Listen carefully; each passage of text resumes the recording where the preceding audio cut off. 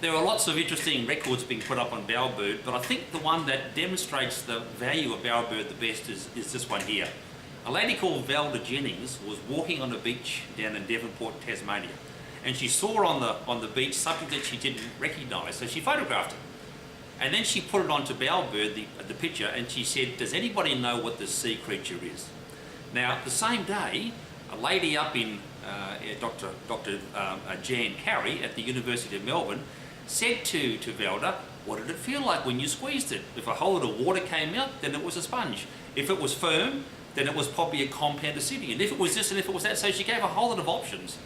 Now, I saw that it could be a sponge, and I know the Australian sponge expert called Dr. John Hooper up at the Queensland Museum. So I sent John the image and he said, "Yes, it's a sponge," and he gave us the generic name called Cleona.